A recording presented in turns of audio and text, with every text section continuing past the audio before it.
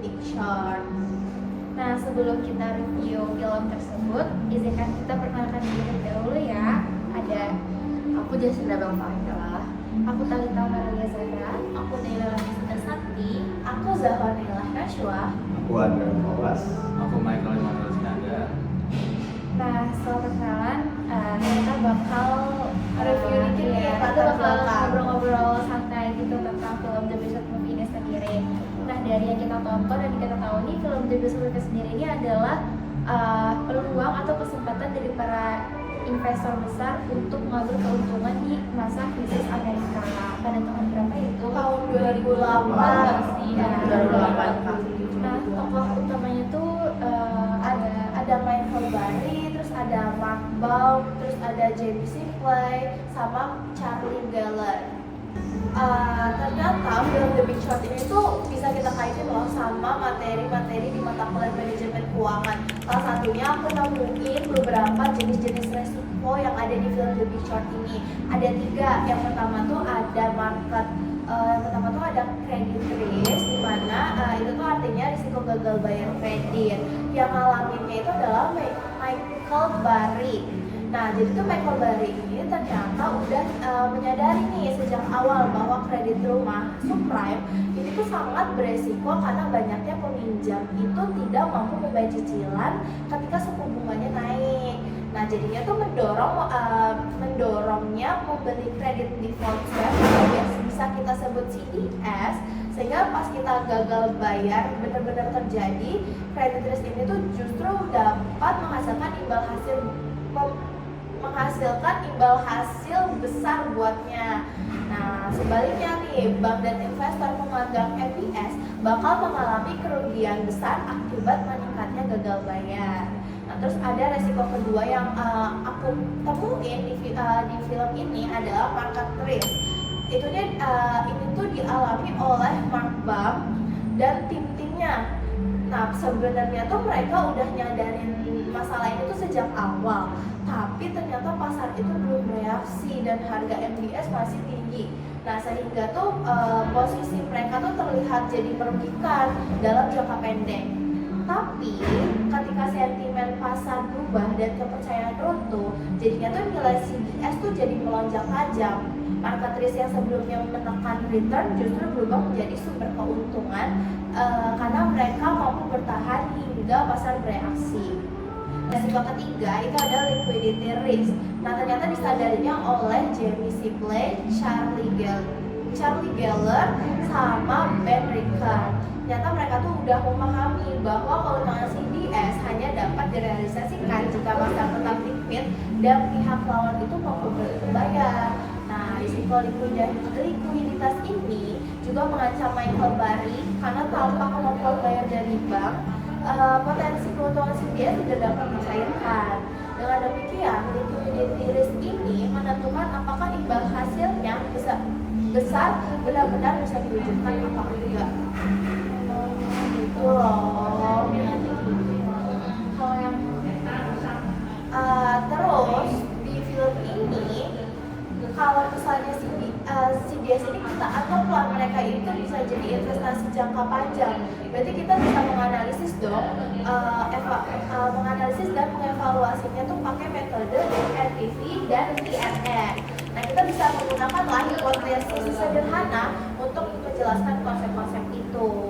Nah, jadi meskipun di film The Big Short ini NPV dan PNN nggak dijelaskan secara jelas atau eksplisit, tapi keputusan investasi Michael Burry ini mencerminkan konsep-konsep NPV dan PNN. Bisa kita asumsi ini, misalnya investor membayar kredit CDS sebesar US dollar 1 juta per tahun selama 5 tahun. Berarti kan total US dollarnya itu ada 5 juta.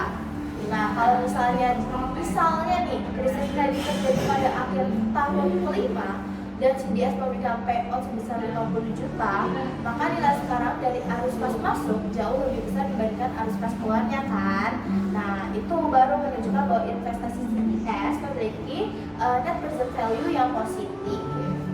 Nah, kalau misalnya dari sisi IRR gimana? Nah, bisa dong kita identifikasikan berarti investasi ini juga bisa menghasilkan tingkat pengembalian yang sangat tinggi nih, karena dana yang dikeluarkan relatif lebih kecil dibandingkan dengan payout yang besar saat krisis ini terjadi. Nah, itulah alasannya kenapa strategi Michael Burry meskipun terlihat merugikan dan menuai protes dalam jangka pendek, tapi pada akhirnya tuh menghasilkan keuntungan yang sangat besar ketika asumsi kegagalan pasar perumahan terbukti itu benar. Nah, film ini juga naratif menggambarkan CDS sebagai investasi jangka panjang dengan NPV positif dan IRR yang tinggi. Jadi meskipun kalau kita lihat di filmnya tuh nggak ada perhitungan secara formalnya, tapi kita bisa lah menarik kesimpulan itu. Itu loh. Kalau dari yang lain nih ada Gimana? Kalau dari Andre mungkin cerita yang lain ya? dapat menarik kesimpulan apa dari film ini? Mungkin aku mau bahas juga dari film Indonesia yang aku dapatkan tadi. Jadi selama puncak krisis pada keuangan global pada tahun 2007 sampai 2008, harga saham bank-bank besar seperti Lehman Brothers itu mengalami penurunan yang sangat tajam. Dari film The Vision juga menggambarkan kondisi ini melalui adegan kebangkrutan Lehman Brothers, di mana pasar keuangan meliputi kepanikan dan ketidakpercayaan. Dari sudut pandang teori valuasi saham, harga saham pada dasarnya mencerminkan nilai sekarang dari kapasitas masa depan serta tingkat risiko yang melekat pada perusahaan. Dari film juga, bank-bank besar memiliki exposure yang sangat tinggi terhadap produk keuangan risiko seperti MBS dan CDO yang berbasis subprime mortgage. Ini maksudnya gimana? Jadi diibaratkan misal satu KPR itu sebagai satu jeruk. Nah, dari satu KPR ini ada misal 1000 KPR atau misal 1.000 jeruk. Nah, si bank ini tuh memasukkan 1000 jeruk itu kepada satu keranjang. Yang nanti satu keranjang ini misal dilihat oleh investor dan akhirnya dibeli. Padahal dari satu keranjang jeruk ini belum tentu semua jeruk itu bagus, bisa jadi ada juga yang busuk. Nah, itulah cerminnya bank risiko. Dari sisi fundamental sendiri, jadi ketika kredit tersebut mulai gagal bayar, itu secara masif proyeksi laba dan arus kas masa depan bank langsung turun drastis. Selain itu, tingkat leverage yang tinggi membuat kerugian kecil saja dapat berdampak besar pada bank. Hal ini menyebabkan nilai intrinsik saham bank dan menurut pendekatan diskon cash flow. Dari segi fundamental, ada juga dari segi sentimen pasar. Dari sentimen pasar sendiri, karena investor melihat CDO dan juga MBS ini tidak begitu bagus karena tadi ada yang jeruk yang busuk dan segala macam, yang membuat investor melirik MBS ini menjadi buruk, sehingga dari sentimen pasar sendiri mereka kurang percaya dengan saham-saham yang ada di bank-bank ini. Apalagi sih yang bisa ditarik kesimpulan dari film The Picture itu? ya kalau nyambung dari Anda ya tadi mungkin apa sih yang jadi ya banyak banget resiko yang diambil di situ kan. Nah, gimana sih biar resiko itu tuh gimana biar rasio-rasio keuangan tuh relevan untuk menilai resiko gagal bayarnya. Jadi sebelum kita mutusin buat KPR itu atau buat nge-invest, kita analisa dulu dari DTI itu, debt to income ratio. Nah, di sini tuh ngetotalin kewajiban utang dibagi dengan pendapatan peminjaman. Jadi ada di film diri sendiri ini, para individu itu punya utangnya lebih besar dibanding pendapatan yang tetap gitu. Jadi mereka enggan lah bayar KPR rumah kayak gitu, apalagi dengan sistem yang runtuh kan misalnya juga. Jadi mereka kayak ya udahlah gak mau apa yang dibayar gitu. Terus dari DTI ini juga menunjukkan kalau misalkan kenyataan real individu itu harus seimbang lah antara si pendapatannya sama utangnya. Tapi dari film ini kan enggak, jadinya itu ada asumsi lah kalau gagal bayar itu meningkat. Nah, ada juga yang kedua namanya LTV, loan to value ratio. Nah, di sini tuh nilai pinjaman tuh dibagi dengan rumah. Ketika harga rumahnya turun, maka nilai LTV-nya tinggi itu juga udah mencapai 100%. Jadi sehingga tidak mampu lagi untuk menutupi utangnya itu. Nah, di LTV kondisi ini membuat peminjam tuh kehilangan insentif untuk membayar cicilan dan adanya gagal bayar secara massal. Di LTV ini juga sensitif tuh terhadap penurunan harga rumahnya. Jadi LTV ini juga salah satu bikin kondisi saat itu krisis properti kayak gitu. Nah, setelah itu yang ketiga ada persentase dari kredit gagal bayar sama persentase gagal bayarnya. Nah, di film The Business sendiri ini Dr. Calvary tadi udah ngeanalisa tuh, ternyata emang udah naik jauh sebelum puncak krisis situ tuh emang udah kelihatan adanya kredit yang sistemnya itu sudah memburuk kayak gitu. Nah setelah itu bagaimana prediksi mengenai runtuhnya pasar? Mereka tuh pakai forecasting apa sih yang bikin kayak misalnya ini atau para investor tahu kalau misalkan mau ada gagal bayar secara massal. Nah itu tuh ada yang namanya trend analisis tren. Nah jadi Dr. Misalnya sendiri ini sudah menganalisa adanya tren gagal bayar terutama pada KPR yang memang belum dibayarkan atau bunganya yang mengambang nggak jelas, dan sadar ketika bunganya itu naik, gagal bayar juga akan melonjak dengan drastis. Ada juga namanya skenario analis. Jadi para investor juga sudah membuat analisis skenario ketika suku bunganya naik dan harga rumahnya itu turun. Itu akan berdampak juga pada MBS dan CDO. MBS dan CDO ini kayak pegangan kayak perhitungan dari para investor kan buat ngedapetin keuntungannya itu gitu, dan peramalan ini tuh sesuai dengan kondisi ekonomi pada saat di Amerika.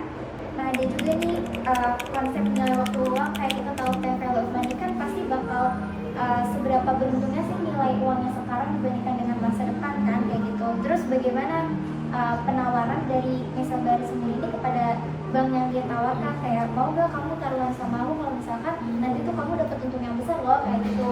Jadi pas dia taruhan tuh dia bilang ya udah kalau misalkan kamu nggak percaya sama aku kalau misalkan akan terjadi krisis di masa depan, aku bayar premi ke kamu gitu. Makanya dia bayar premi di waktu tertentu, karena gak berapa lama kemudian itu udah langsung itu kan, misalnya udah kayak udah terjadi secara massal gagal bayarnya gitu. Nah yang paling banyak emang dapat keuntungan itu adalah si Misalnya ini sendiri kayak gitu.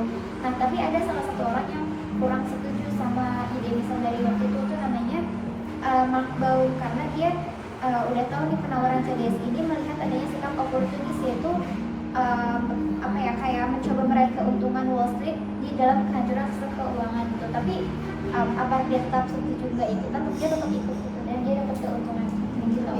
Tapi itu tuh ternyata nggak bisa ngeyakinin semua bank gitu loh, padahal itu tuh untungnya besar. Nah, makanya Misalnya ini menjadi tokoh utama karena dia punya strategi yang bagus gitu.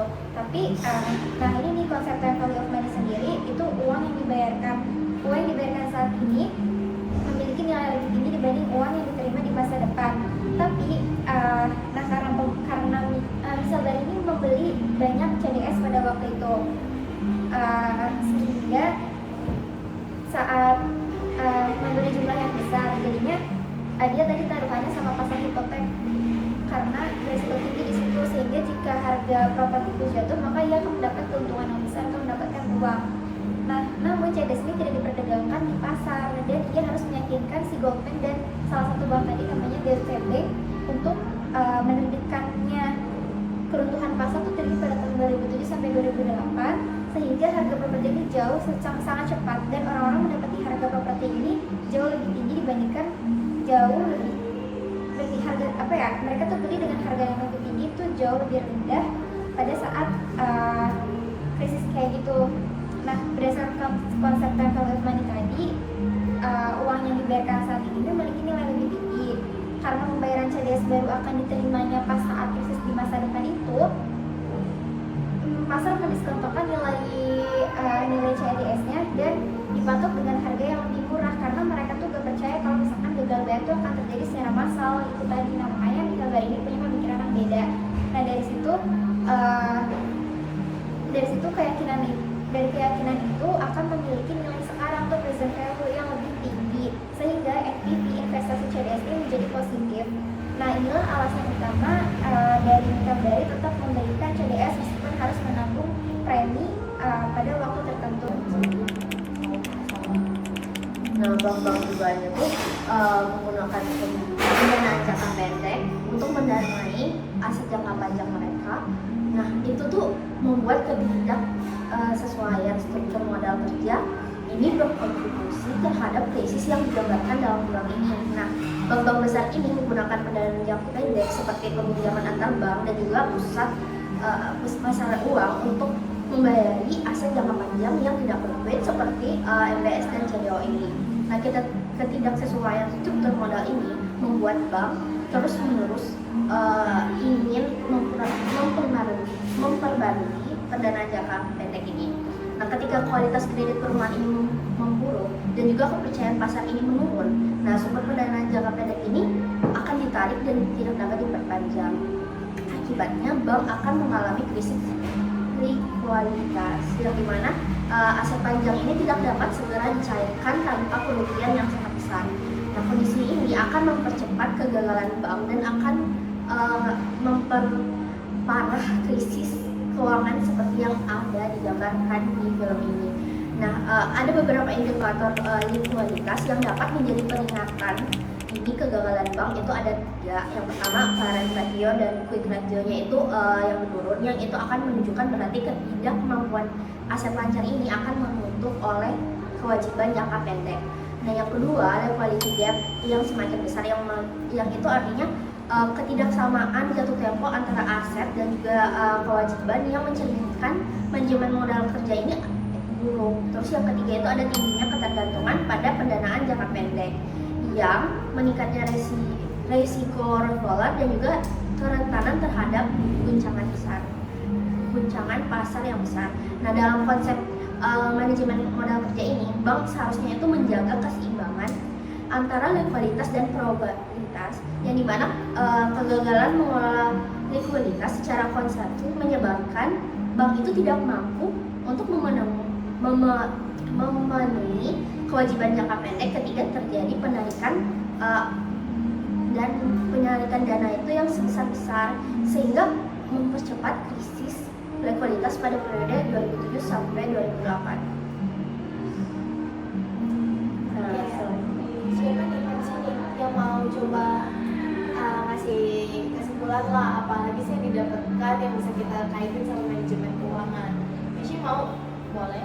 Nah, tadi ya guys, setelah aku nonton film itu, ternyata keputusan pendanaan, investasi, juga manajemen aset itu ditunjukkan melalui perbedaan cara berpikir para perilaku pasarnya. Nah, Michael Burry sebagai pemeran utamanya itu mengambil keputusan investasi dengan membeli credit default swap atau CDS itu, karena Michael Burry itu melihat bahwa aset MBS yang dagang aman sebenarnya sangat beresiko. Nah, sementara itu malah bank-bank besar mengambil keputusan pendanaan yang keliru dengan menggunakan dana jangka pendek untuk membiayai aset jangka panjang seperti MBS dan CDO. Nah, dari sisi manajemen aset, banyak institusi keuangan menyimpan aset beresiko tinggi tanpa memahami kualitas kredit di dalamnya. Kombinasi keputusan ini meningkatkan resiko kredit dan resiko likuiditas yang akhirnya memicu krisis keuangan global. Nah, sebenarnya tujuan dari Michael Burry itu apa sih? Ternyata tujuan dari Michael Burry itu untuk mendapatkan keuntungan dari kegagalan pasar perumahan melalui strategi short selling ini. Meskipun terlihat seperti mengejar laba yang besar, tapi ternyata strategi ini tuh lebih mencerminkan maksimalisasi nilai jangka panjang. Bahkan tuh ya, Burry itu rela membayar premi loh guys, premi CDS, dan menghadapi tekanan investor dalam jangka pendek karena yakin nilai investasinya akan meningkat saat pasar itu runtuh. Justru hal ini juga sejalan nih dengan teori manajemen keuangan modern yang menekankan penciptaan nilai jangka panjang dibandingkan sekedar laba jangka pendek. Nah guys, setelah aku nonton film ini ya, kalau aku jadi analisis Dr. Burry ini, langkah pertama yang akan aku lakukan itu menilai kualitas kredit dari lembaga pemberi pinjaman. Data yang diperiksa itu meliputi tingkat gagal bayar, resiko kredit subprime, serta loan to value dari debitur. Selain itu, laporan arus kas juga penting untuk melihat apakah pembayaran cicilan mampu menutup kewajiban lembaga tersebut. Neraca juga perlu dianalisis untuk menilai tingkat leverage dan ketergantungan pada MBS. Nah, dengan menganalisis data-data ini, resiko sistemik dapat diidentifikasi lebih awal sebelum krisis terjadi. Selanjutnya siapa nih yang mau Coba dong, Adina coba kasih komentar lagi lah, apalagi nih yang bisa dilihat dari si film Big Short ini. Ya mungkin aku mau bahas tadi soal MBS dan CDO tadi ya. Gimana sih MBS dan CDO ini bisa menutupi KPR ataupun debitur-debitur yang notabene-nya mereka latar belakangnya tidak memiliki job ataupun tidak memiliki gaji gitu ya. Gimana caranya? Nah jadi dalam film Indonesia ini udah dijelasin kalau misalnya mereka itu menggabungkan ribuan kredit itu dari yang ada yang memang memiliki kredit yang bagus, debiturnya memiliki penghasilan yang cukup dan menjanjikan lah ke depannya. Tapi ada juga subprime ataupun debitur-debitur yang tidak memiliki gaji dan juga memiliki pekerjaan seperti itu. Dan dipikirkan oleh bank itu mereka berpikir mereka tidak memiliki resiko, padahal sebenarnya mereka itu kan saling terhubung ya, keuangan semua saling terhubung. Nah, jadi kalau dari pikiran orang bank sendiri, mereka berpikir karena mereka menjual MBS dan CDO, mereka berpikir resikonya itu sudah ditaruh oleh investor, jadi bank tidak mendapatkan resiko apapun, padahal sebenarnya saling terhubung. Nah, terus ada juga adegan yang dimana saat Mark Baum dan timnya bertemu dengan lembaga pemerintah. Nah, di situ mereka lembaga pemerintah ini malah memberikan standarnya itu triple A ataupun bisa dibilang sangat aman risikonya itu. Padahal sebenarnya CDO tadi memiliki debitur yang tidak menjanjikan. Nah, terus juga dijelaskan dalam film itu seperti game Uno gitu, tau nggak? Yang kayak bertingkat gitu. Iya. Nah, jadi istilahnya kalau misalnya dalam MBS dan CDO ini, misalkan KPR ini satu tidak bisa membayar gitu kan. Nah, itu kan ditarik satu. Nah, mungkin nggak berpengaruh kan kalau satu, tapi kalau misalnya ada banyak dan ada di bawah semua, itu akhirnya pada berat butuh. Nah, seperti itu kurang lebihnya. Jadi hubungannya dengan yieldnya juga itu sangat signifikan karena memiliki rating tinggi. MBS dan CDO dianggap aman oleh investor karena mereka melihat ada banyak nih KPR debiturnya pada banyak, padahal hasilnya semua itu belum tentu semuanya bagus gitu. Nih, aku punya perumpamaan nih ya. Kalau misalnya kayak data-data modern ini tuh udah ada di tahun 2005 nih, kayak AI, big data, terus ada credit scoring. Gimana sih si vintage itu tuh bisa mencegah atau memperlambat terjadinya krisis subprime yang kayak digambarkan di film The Big Short? Bisa nggak sih ada yang bisa ngasih solusi sama mekanismenya gimana gitu? Ya, mungkin gini ya. Kalau di film The Big Short-nya sendiri itu saat Dr. Michael Barry-nya lagi cari data segala macam, itu kan semua serba manual ya. Sementara kalau misalnya sekarang di dunia teknologi sekarang itu semua tuh udah gampang, udah ada AI, udah ada big data dan juga credit scoring. Dari sisi AI sendiri itu pada tahun 2005 kan belum ada ya. Tapi AI sendiri itu kalau misalnya di sekarang tuh digunakan untuk menganalisis data itu udah gampang banget lah mekanismenya sendiri. Jadi mereka mempelajari pola historisnya si AI ini, terus juga kemudian memprediksi probabilitas defaultnya, terus juga stabilitas pekerjaan dan juga dampak kenaikan suku bunga di masa depan dari si debiturnya. Lalu untuk big data sendiri, dia berperan sebagai sistem peringatan. Jadi misalkan ada resiko yang mungkin tidak bagus ke depannya, big data ini bisa langsung memberikan langsung kayak semacam mencegah gitulah, kayak mencegah gitu. Mereka mencegah big data itu mencegah agar investor ini tahu ada risiko yang kurang bagus di situ. Lalu juga dari sisi alternatif kredit, dia dapat memberikan penilaian kelayakan debitur. Jadi bisa dilihat dulu nih kan, kalau sekarang kan, kalau dulu kan mungkin debitur itu mereka tidak memiliki kredit yang bagus gitu kan, nggak kelihatan gitu kreditnya gimana. Kalau sekarang kan kita udah tahu, kayak misal dari data-data orang meminjam berapa, terus mereka mampu bayar berapa itu karena kelihatan, udah bisa kelihatan kalau sekarang. Dari kombinasi AI, big data dan juga alternatif scoring ini, jadinya bisa lah subprime ini dicegah sedemikian rupa gitu. Bagus banget ya kalau misalnya di tahun 2005 udah ada vintage ini ya. Iya. Michael dari tadi diem aja, coba dong kasih kesimpulan atau pelajaran-pelajaran apa sih yang bisa kita pelajarin di film The Big Short ini? Pesan-pesan dari lu apa aja? Kalau dari gue sendiri, dari yang kalian udah ngomong itu, gue bisa ngomong kalau misalkan film The Big Short ini itu dia mengajarkan bahwa kegagalan etika dan tanggung jawab sosial dalam industri keuangan itu menimbulkan dampak besar. Tapi jelas ini tidak etis karena dia ini menghasilkan risiko dan dampaknya terhadap stabilitas ekonomi. Dan kalau buat gue sendiri, film ini juga menyoroti konflik kepentingan, jadi khususnya pada lembaga pemerintah kredit yang tetap memberikan peringkat AAA tadi yang kayak Andre ngomong, jadi pada produk keuangan berisiko tinggi, sebagaimana diungkap oleh Mark Baum dalam penelitiannya. Akibatnya dari pelaku tidak etis tersebut, jutaan orang kehilangan rumah, apalagi pekerjaan juga mereka hilang ketika krisis terjadi. Jadi secara keseluruhan, The Big Short ini menegaskan bahwa pelaku bisnis, terutama di sektor keuangan, memiliki tanggung jawab moral dan sosial yang melampaui sekadar kepatuhan terhadap hukum. Gitu. Oh, jadi kesan pesan yang bisa diambil kalau menurut lo gimana nih? Kalau menurut gua, kesan gua setelah nonton film The Big Short ini, kalau film itu kerasa membuka mata gua tentang bagaimana sih keputusan di dunia keuangan tuh bisa berdampak besar pada kehidupan banyak orang. Lewat cerita The Big Short ini, gua melihat bahwa krisis terjadi karena banyak pihak mengutamakan keuntungan dan mengabaikan etika. Jadi pesan yang gua tangkap itu bahwa kecerdasan finansial harus dibarengi tanggung jawab sosial, karena ketika moral dikorbankan, dampaknya tidak hanya ke pasar, tetapi juga ke masyarakat luas. Jadi jadi kalau kita mau investasi saham, kita harus lihat dulu nggak sih NPV/RR atau perhitungan dari manajemen keuangannya sendiri. Betul banget. Ternyata satu film aja tuh kita bisa belajar banyak yang kita bisa kaitin sama mata kuliah yang lagi kita pelajarin ya. Lulus banget sih. Betul banget sih. Rekomen buat ditonton. Terus buat anak muda sekarang nih yang pengen investasi, mungkin bisa nonton film ini dulu nih. Ya, supaya Soalnya sebagai pelajaran. investasi itu gak segampang itu. Betul. Kalian tuh harus lihat dulu ke dalam-dalamnya kayak gimana. Salah dikit udah lah Iya. kacau. Jadi nggak bisa asal cuman invest duit atau apa terus kayak gampang pengen dapat keuntungan banyak, tapi ternyata nggak Harus segampang dianalisis itu. dulu. Benar.